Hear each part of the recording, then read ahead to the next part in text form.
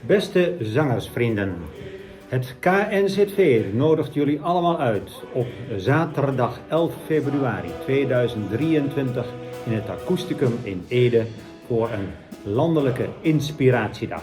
We proberen die dag op een andere manier met een mannenkoorzang om te gaan, met een hele leuke spontane inleiding waarbij we meer zingen dan praten. Er zijn een 4-tal workshops waarbij het doen en het zingen voorop staan.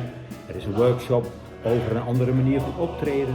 Er is een workshop over spontaan samen zingen, over koorpresentatie, over repertoirekeuze, over branding en marketing.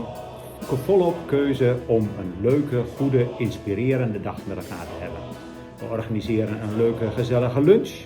We zorgen dat er een prachtige afsluiting is met de Meulenzingers uit Limburg, die wat ons zullen laten zien wat het nou inhoudt om op een andere manier met een mannenkoorzang om te gaan. En daarna sluiten we af met, ik hoop, een gezellige borrel met, hoop ik, ook nog wat zingen daarbij.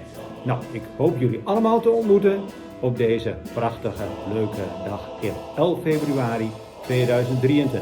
Meld je aan!